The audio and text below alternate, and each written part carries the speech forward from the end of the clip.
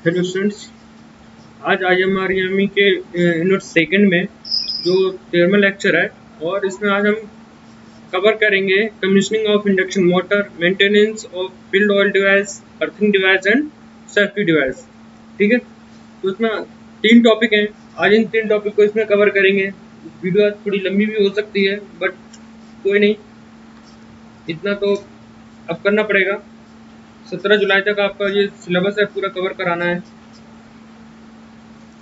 और ये यूनिट होते ही आपके टेस्ट होंगे। तो 3 टेस्ट होंगे दोनों यूनिट से, एक फर्स्ट यूनिट से 2, सेकंड यूनिट से टेस्ट होंगे। तो ये सब गूगल फॉर्म पे कराए जाएंगे। तैयारी करते ऑब्जेक्टिव टाइप क्वेश्चन भी आएंगे सारे। Commissioning of induction motor,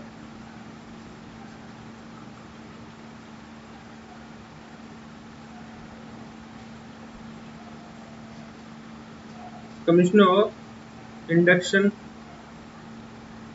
motor. देखो, इंस्टॉलेशन, उसका इंस्पेक्शन, चेकिंग, टेस्टिंग, उसका pre test of commissioning.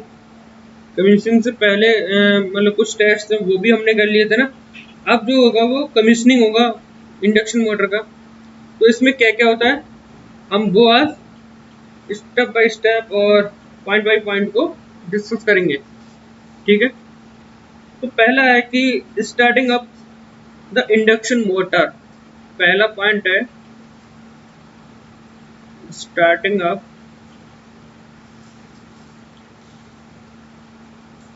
Induction motor. Motor का आरंभ करना, मोटर का आरंभ करना। ठीक है, किसी भी विद्युत उपकरण को परिवेषण सर्विस में लाने से पहले उसके विद्युत रोधन के प्रतिरोध का परीक्षण किया जाता है, जो हमने लास्ट में कर लिया था। यदि आवश्यक हो तो अन्य परीक्षणों को भी किया जाता है। सत्यता के परीक्षण मतलब कंटिन्यूटी टेस्ट को करते समय धारा परिणामित जो करंट ट्रांसफार्मर के जो सेकेंडरी मतलब कनेक्शन की ओर से विशेष ध्यान दिया जाता है कि सेकेंडरी वाइंडिंग में कोई प्रॉब्लम तो नहीं है, क्योंकि लोड वहीं पे कनेक्ट होता है। भविष्य में उठने वाले प्रदोषों मतलब कि आपको फॉल्ट्स की संभावना को न्यूनतम करने के उद्देश्य से पहली बार स्विच ऑन करने से पहले जब फर्स्ट स्टेप आप क्या करोगे, तो स्विच को ऑन करोगे। पहले रक्षा युक्तियों को उनके न्यूनतम धारा मानों पर तथा न्यूनतम समय सेटिंग पर भली भांति व्यवस्थित या सेट कर लिया जाता है। उपयुक्त लिखित सभी जांच चेक्स को संतोषप्रद पाने के बाद मोटर को क्रमशः प्रवर्त स्टार्ट किया जाता है। यदि इत्तेफाक बाई चांस से मोटर के घूमने की दिशा अर्थात विपरीत हो जाए, गलत हो जाए, या किसी दुर्घटना की संभावना हो, तो अगर कोई वस्तु आकस्मिक गलत दिखाई दे तो मोटर को तुरंत बंद करने के लिए तैयार रहना पड़ता है।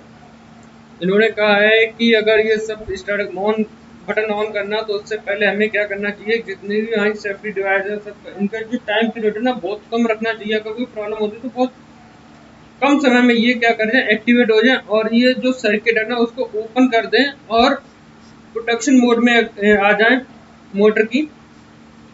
और साथ ही साथ खड़ा भी होना पड़ता है पास में, कि उसको बंद करने के लिए अगर कहीं आपकी जो सेफ्टी डिवाइस है रक्षा युक्तियां वो ना चल पाए किसी कारण बस, तो हो सकता है आपकी डायरेक्शन गलत हो जाए या वाइंडिंग फॉल्ट हो जाए या फिर मतलब या कोई अर्थ लीकेज हो जाए। तो बहुत सारी टाइप के मतलब एक्सीडेंट हो सकते हैं। स्टार्टिंग के समय, हिंदी में बोलेंगे परिवर्तन के समय, मोटर के गलत दिशा में घूमने की स्थिति में 3 फेज मोटर की तीनों प्रदान तारों लीड्स में से किन्हीं 2 तारों ध्रुवता को परस्पर बदलकर मोटर के घूमने की दिशा को सही या विपरीत करना अधिक सरल है। अगर ऐसा हो रहा है कि मोटर क्या हो रहा है कि अपोजिट डायरेक्शन चल रहा है, तो क्या करेंगे कि जो 3 फेज इंडक्शन मोटर उसके 2 तारों को परस्पर क्या करेंगे, बदल देंगे। जैसे आर वाई बी है तो बाई आर मतलब आर वाई बी, आर को बाई की जगह बाई को आर की जगह कर देंगे और मोटर क्या होगा आपकी डायरेक्शन में ही मतलब जो आपकी डिजायर डायरेक्शन है उसमें चलने लगेगा। यदि सभी बातें संतोषप्रद पाई जाती तो मोटर के त्वरण एक्सीलेशन के लिए पद मतलब स्टेप पर थोड़े समय के लिए रुकते हैं। रुकते हुए गति को धीरे धीरे बढ़ाते हैं। जब मोटर पूर्ण गति प्राप्त कर ले तो परीक्षण के लिए मोटर में अत्यधिक कंपन तथा ध्वनि नहीं है और मोटर शांतिपूर्वक चल रही है। यदि मोटर ब्रश उठावन, ब्रश लिफ्टिंग तथा लघु पतन यंत्रावली, शॉर्ट सर्किट गियर सहित सर्पिबल स्लिप रिंग टाइप को इस बात की विशेष सावधानी बरतनी चाहिए कि स्थायित्व स्विच मतलब स्टेटर स्विच को बंद या ऑफ करने के लिए ब्रश लीवर आरंभ स्थिति में स्टार्टिंग पोजीशन में हो। जैसे ही मोटर पूर्ण गति को प्राप्त हो जाए वैसे ही ब्रश लिफ्टिंग तथा लघु पथन हत्ता शॉर्ट सर्किट हैंडल शांतिपूर्वक चल स्थिति रन पोजीशन पर ला सके। इसका पूरे कहने का मतलब ये था कि अगर ये आपका अगर डायरेक्शन भी ठीक होगी उसके बाद में क्या क्या एक्सीलरेशन त्वरण जो मोटर का त्वरण है ना उसके हम जैसे उसमें क्या क्या अगर मोटर बिना रुका थोड़े समय के लिए जब चलती है मान लो कोई कंपन नहीं है, कोई प्रॉब्लम नहीं है, सही से चल रही है, साथ में जो ब्रश है उनका लिफ्टिंग जो हो रही है ना सबके साथ में वो भी सही है, जो स्लिप रिंग है उनमें भी किसी प्रकार की प्रॉब्लम नहीं है। अगर कभी ऐसी प्रॉब्लम आती है तो जो स्लिप रिंग जो स्टार्टर का जो हैंडल होता है स्टार्टर का उसका मिनिमम उस पर रखना चाहिए। अगर कहीं प्रॉब्लम आए तो उसको बंद कर देना चाहिए और ऐसी पोजीशन होनी चाहिए या फिर उसके अंदर लिखना कि वो तुरंत ही हम उसको बंद कर सकें। ऐसा ना हो कि वो कहीं फंस जाए और फिर मोटर जिस प्रॉब्लम है उसी प्रॉब्लम आगे कंटिन्यू करती है तो हो सकता है बर्नआउट हो सकती है, फिर बड़ा कोई एक्सीडेंट हो सकता है। तो स्टार्टिंग मोटर इंडक्शन मोटर में इतना ही था। सेकंड पॉइंट जो है वो है प्रेरण मोटर का आरंभ ना हो, failure to start induction motor. अगर हो गई तो ये काम करना है, फेलियर है, failure to start of induction motor, प्रेरण मोटर का आरंभ ना होना, प्रेरण मोटर का आरंभ न होना।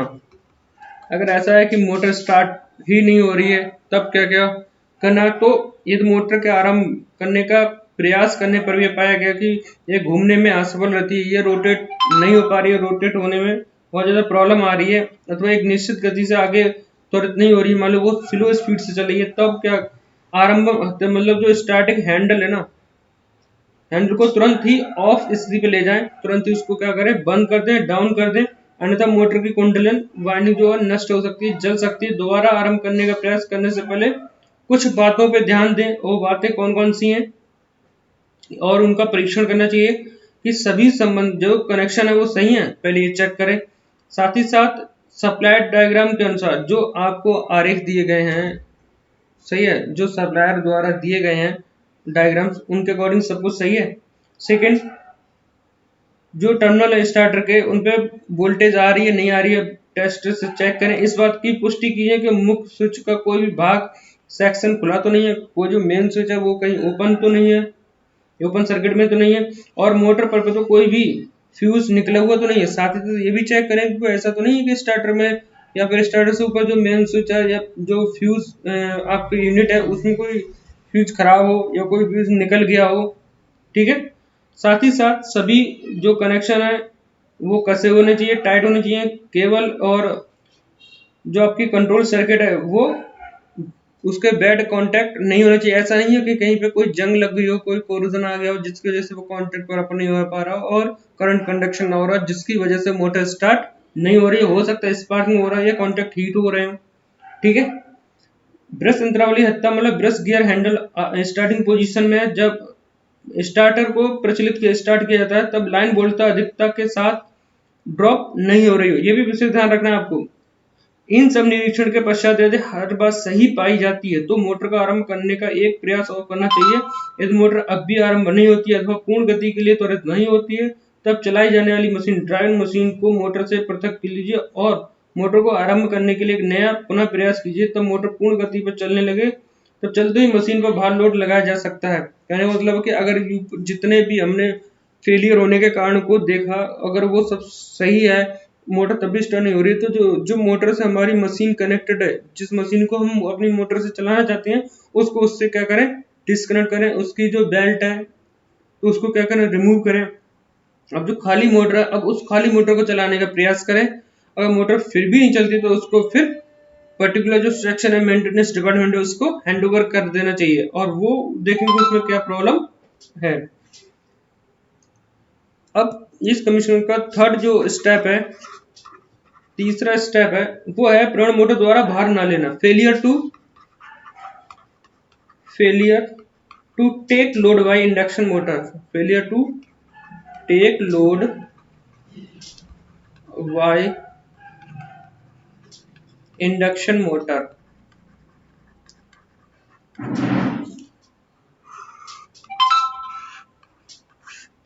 प्रेरण मोटर द्वारा भार ना लेना, प्रेरण मोटर द्वारा भार न लेना। अब ये कंडीशन आती है तब क्या करना, यदि घूमने की दिशा सही हो और मोटर संतोष पर चलती हो जबकि मोटर को भारित ना किया गया हो, परंतु जब चलाई जाने वाली मशीन पर भार प्रयुक्त किया जाता है तब मोटर ट्रिप आउट हो जाती है। मतलब कि अगर खाली नो लोड पे चला रहे हैं तो मोटर चल रही है, मशीन भी कनेक्टर लोड नहीं है, जैसे ही मशीन पे लोड देते हैं मोटर क्या करती है ट्रिप आउट, बार बार ट्रिप कर रही है। इसके लिए ये जांच करना बहुत जरूरी होती है कि अतिभार जो है पाथ है, ओवरलोड ट्रिप्स सही ढंग से स्थापित है। ऐसा तो नहीं है कि वो कम रेटिंग की है, कम एम्पियर की, और उनके टाइम लैग जो भी है, यदि कोई हो तो उपयुक्त ढंग से व्यवस्थित करें। एक जांच और भी करनी चाहिए कि भार अत्यधिक तो नहीं है। ऐसा तो नहीं है कि हमारी जो मोटर है वो 5 HP की मोटर है और उस पे जो हमारा लोड है वो करीब करीब मान लो 7 या 8 HP की मोटर के बराबर दे दिया है। तो ऐसा नहीं करें, पहले चेक कर ले कि ये लोड है जो मेरी मोटर या हमारी जो पर्टिकुलर इंडस्ट्री की या किसी संस्थान की मोटर है उसको बियर कर सकती है। अगर नहीं तो फिर उसको चेंज करें या लोड को कम करें। जांच के लिए संतुष्ट किया जाता है कि भारण स्थितियों के अंतर्गत कोई भी फंसा हुआ बिंदु चालन विकसित ना हो। यदि यह पता चलता है कि मोटर अब भार उठाने के लिए असमर्थ है तब दोनों मोटर तथा चलाई जाने वाली मशीन के जो मैन्युफैक्चरर से संपर्क करना चाहिए। अगर फिर भी कोई प्रॉब्लम आ रही है तब क्या करें, मैन्युफैक्चरर से भी संपर्क करें। अनुरक्षण तथा सामयिक जांचें, maintenance and periodical checking. Fourth point है आपका maintenance and periodically checking.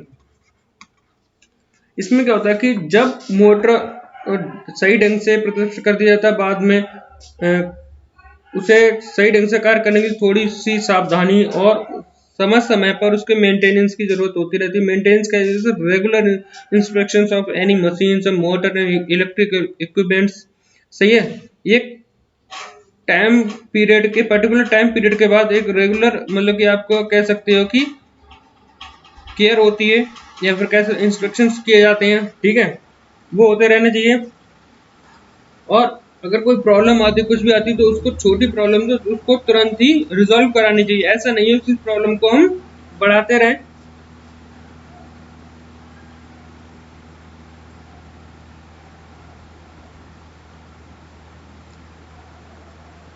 Fifth इसमें है point production of exposed surface, खुली सतह का रक्षण।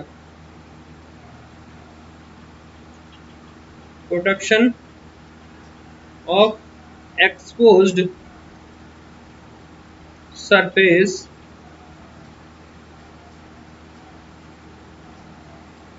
खुली सतह का रक्षण। जिस आवश्यकता अनुसार रीपेंटिंग, रीवार्निशिंग या रेक्सीपेंट, मतलब कि कोई पेंट वेंट खराब होता है, कुछ भी होता है ना, तो उसको क्या करें कि उसकी सफाई करें और सैंड पेपर से भी घिस के, उसके बाद प्राइमर, उसके बाद पेंट करना चाहिए, जिससे क्या हो कि उसका इंसुलेशन भी रहता है, साथ ही साथ उसका जो जंग लगने से बचती है और लाइफ भी बढ़ जाती है। और धूल वगैरह भी उस पर अंदर ज़्यादा नहीं लगती है। अगर धूल लगेगी, नमी लगी तो फिर से जंग आ जाएगी। हो सकता है कि वो कुछ और प्रॉब्लम भी क्रिएट कर दे। क्लियर। मोटर की सफाई, क्लीनिंग ऑफ मोटर्स।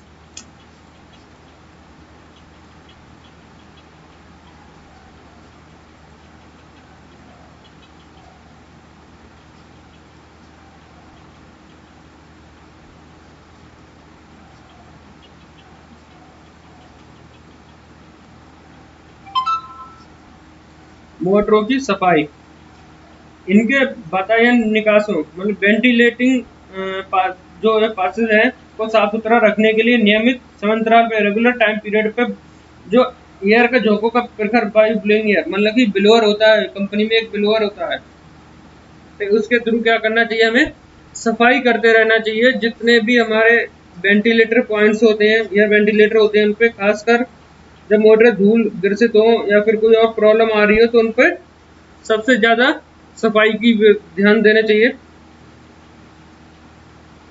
और आपने देखा होगा कि ज्यादातर ब्लोअर वगैरह से सफाई होती है। ब्लोअर क्या करता है कि धूल को उड़ाता वही अपने अंदर क्या है ले लेता है और वो पर्टिकुलर उसमें कहीं चला जाता है। अब है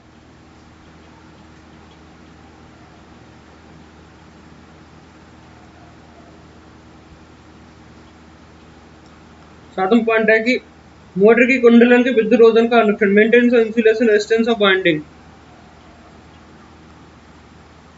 maintenance of insulation resistance of binding, binding के इंसुलेशन रेजिस्टेंस का maintenance.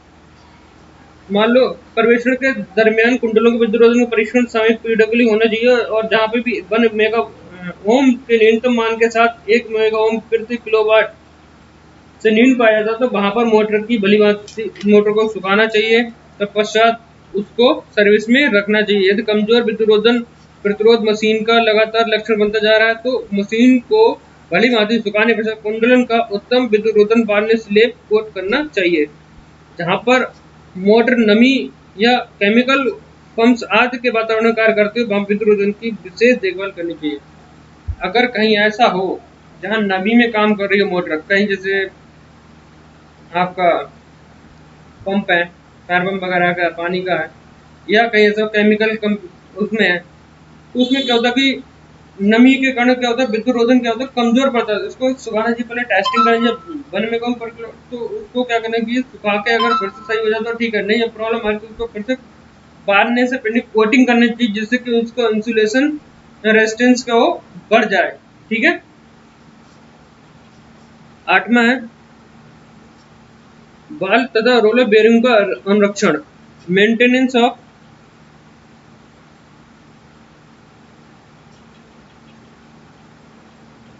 Ball and roller bearings. जो हमारे बेरिंग होते हैं उनमें बॉल होते हैं या फिर रोलर वाले होते हैं, दो तरीके के होते हैं। जो बेरिंग होते हैं ना, या तो गोल होंगे इनमें पड़े हुए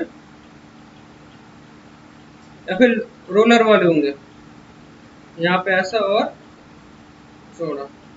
तो इनमें क्या होता है कि यहाँ से और यहाँ तक के वो गोल गोल ऐसे।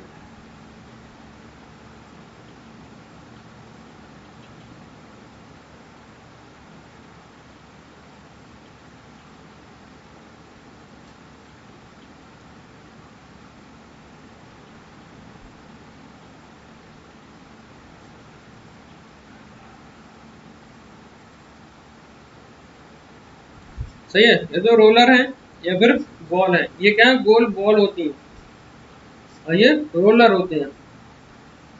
वैसे ये ऐसे होते हैं,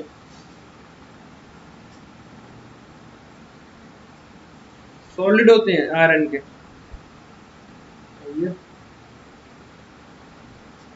सब कैसे होते हैं, सॉलिड होंगे सॉलिड।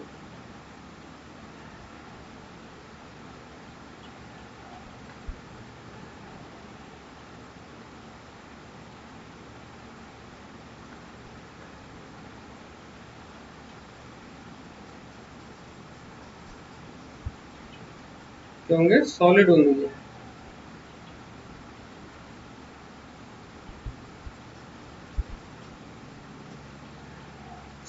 तो इनका भी अनुरक्षण, यदि जल वायु की परिस्थितियां हो या लुब्रिकेंट को प्रयोग करती रहती हो तो ये निश्चित आवश्यक और नितांत आवश्यक, मतलब बहुत ही ज्यादा आवश्यक है कि बेरिंग तब होकर नहीं चल रही हो या अपेक्षाकृत उच्च तथा न्यून तापक्रम मतलब टेम्परेचर वेरिएंट बहुत ज्यादा हो रहा है, उसके कारण कोई प्रॉब्लम आ रही है, या कुछ ग्रीस की प्रॉब्लम है, मतलब कि जो लुब्रिकेंट है वो खत्म हो गया है, सूख गया है या बहुत दिनों चली नहीं है, या कोई और प्रॉब्लम है, तो उसको क्या करना चाहिए, रिजॉल्व करना चाहिए, उनको निकाल के फिर से उनको क्या करना चाहिए, सही करना चाहिए, और दोबारा से ग्रीस लगा के अगर सही होने की कंडीशन तो सही करें, नहीं हो तो उसको एक्सचेंज करते, ठीक है। इन पर लाइनिंग बनाना और करना, ये अगर कोई फेलियर हो रहा है तब भी, या कोई भी इस पे स्क्रैच आ रहा है तो उनको भी देखना चाहिए, रिजॉल्व करना चाहिए। तो पॉइंट है कि स्लीप बेयरिंग का अनुरक्षण, maintenance of sleep bearing, maintenance of sleep bearing, जैसे हमने बॉल बेयरिंग और रोलर बेयरिंग का मेंटेनेंस किया, ठीक उसी प्रकार जैसे कि जिन मोटरों में तेल भरित बेयरिंग होते हैं, ऑयल फील्ड बेयरिंग का प्रयोग होता है, उनका बेयरिंग से तेल निकालकर उनकी सफाई कर देनी चाहिए, तत्पश्चात बेयरिंग को सही स्तर करेक्ट ग्रेड लेवल के नवीन अथवा संशोधित तेल से भर देना चाहिए। तो नया तेल होना चाहिए या फिर ऐसा तेल होना चाहिए जो रिफाइंड किया गया हो, ठीक है, तेल भर देना चाहिए। जब बेयरिंग में तेल भरना हो तब रोटर की गति शून्य स्थिति पे होना चाहिए। बेयरिंग के अंदर तेल को धीरे धीरे तब तक डालना चाहिए जब तक कि तेल निर्धारित तल तक ना पहुंच जाए। बेयरिंग में तेल शीघ्रता से भरना और फिलिंग का कारण बन सकता है। अगर आपने एकदम डालते चले गए तो क्या हो सकता है कि इसमें एकदम ओवरफ्लो हो जाए और दूसरे पॉट में गिर जाए, जिससे क्या हो सकता है कि बाइंडिंग उंडिंग में या कोई और प्रॉब्लम आ जाए। तो इन सब चीजों से बचने के लिए और जो लग वायु अंतराल है, स्मॉल एयर गैप के साथ मशीन के अंदर संतोषप्रद परिचालन के लिए आवश्यक है कि बेयरिंग अंतराल, बेयरिंग का क्लियरेंस अत्यधिक नहीं होना चाहिए, ज्यादा गैप नहीं होना चाहिए। 250 मिलीमीटर व्यास तक की सभी नई बेयरिंग का विकर्ण अंतराल व्यास जो डायमीटर क्लियरेंस है वो 1/1000 होना चाहिए। जब तक कि अंतराल क्लियरेंस व्यास का 2/1000 ना हो जाए तब तक संतोष किया जाता है कि क्षयकृत बेयरिंग जो बार माउंट बेयरिंग है को बदल दिया जाए। सही है, 2/1000 जैसे होता है तब क्या करें, इसको बदल दिया जाए। 10वां पॉइंट इसमें है maintenance of slip rings and brush gear.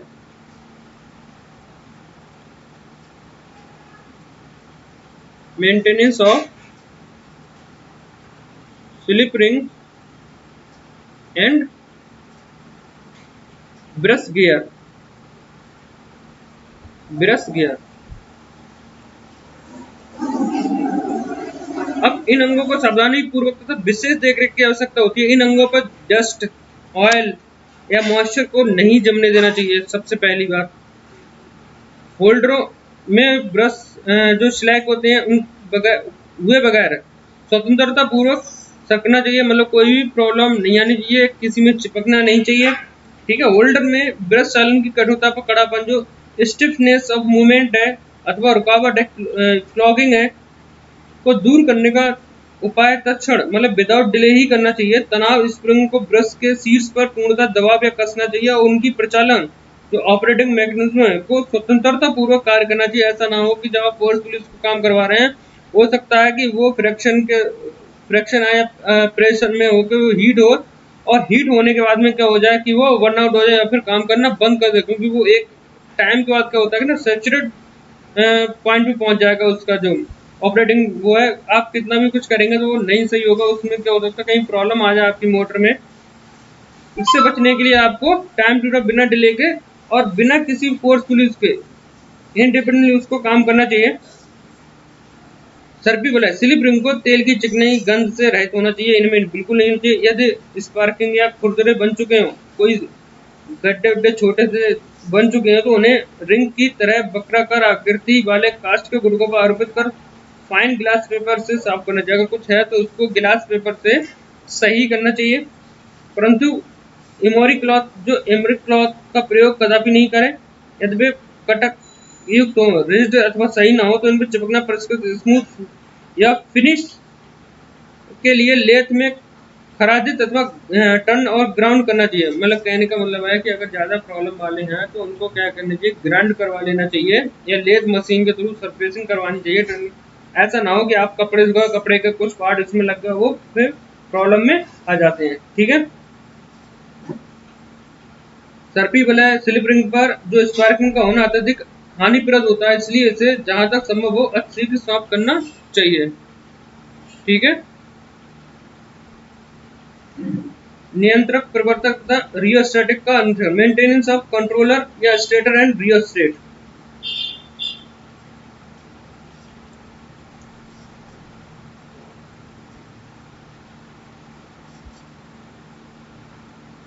11वां है मेंटेनेंस ऑफ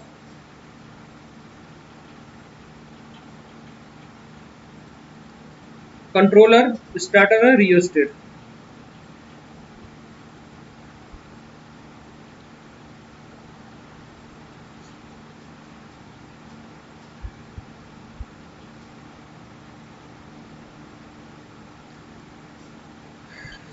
संपर्क कॉन्टैक्ट में विद्युत रोधी अंगों, इंसुलेटिंग पार्ट को सदैव गंध, जो डर्ट, नमी, मॉइस्चर से भली भांति दूर रखना चाहिए। जितने भी इलेक्ट्रिकल कॉन्टैक्ट पॉइंट से कुछ भी, इनको सबको क्या करना चाहिए, हमेशा मॉइस्चर, डस्ट वगैरह से इनसे सबसे क्या रखना चाहिए, दूर रखना चाहिए।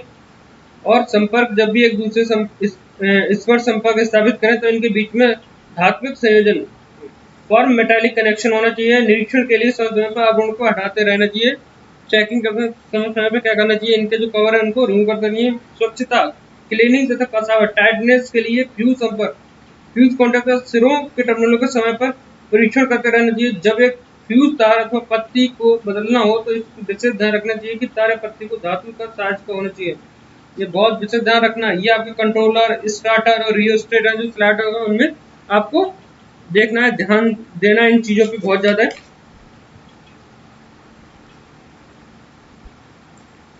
अब आता है आपका मेंटेनेंस ऑफ, ये जो आपका लास्ट पॉइंट था जो कंट्रोलर वगैरह ये सब का है, ये ऑयल फील्ड वाली चीजें ज्यादातर थी।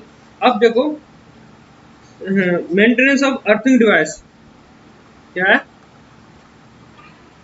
Maintenance of earthing device, earthing device का मेंटेनेंस, भू नियोजन प्रणाली का प्रभावी इफेक्टिवनेस जांच के बाद भू उद्ग्रह, अर्थ इलेक्ट्रोड तथा भू सतह चालकों, अर्थ कंटिन्यूटी कंडक्टर के बीच के सामयिक परीक्षण, प्रोडिक्ट टेस्टिंग की जानी चाहिए। पहली बात तो इलेक्ट्रोड्स हैं, वायर हैं और जितने भी और मतलब कि कंटिन्यूटी कंडक्टर्स होते हैं उनकी क्या करनी चाहिए, टाइम टू टाइम जांच करनी चाहिए। भूरक्षण, भूरक्षी युक्तियां, अर्थ लीकेज, प्रोडक्टिव डिवाइस का जो प्रभावीपन है इफेक्टिवनेस दी गई हो तो अर्थात पहले से ही तत्संबंधित नोटबुक में लिखी हो, इसकी सामयिक जांच होनी चाहिए। अनुक्षण मरम्मत भी होनी चाहिए क्योंकि ये पहले से क्या होनी चाहिए, जितनी अर्थिंग डिवाइस है उससे रिलेटेड जो पहले से मान लो कितना इसका रेजिस्टेंस होना चाहिए, रेजिस्टेंस क्या हो रहा है, ज्यादा हो रहा है या कम हो रहा है, या और कोई प्रॉब्लम है, नो लोड न्यूट्रल वोल्टेज आ गया, और अगर कोई प्रॉब्लम आती, कुछ भी आता तो उसको क्या करना चाहिए कि रिमूव करना चाहिए। और जहाँ तक कि स्टार्टिंग इंस्टॉलेशन के समय ही इन चीजों को नोट करके रखें कि इसका कितना जो मैन्युफैक्चर द्वारा बताया गया उसके अकॉर्डिंग ही चला। कोई प्रॉब्लम आती है तो उसको पर्टिकुलर जो डिपार्टमेंट है मेंटेनेंस है उसके टेक्नीशियन को बुला के, ठीक है, अगर फिर भी कोई प्रॉब्लम आ रही है तो फिर जो मैन्युफैक्चरर है उससे संपर्क करें। सुरक्षा युक्तियों का अनुच्छेद,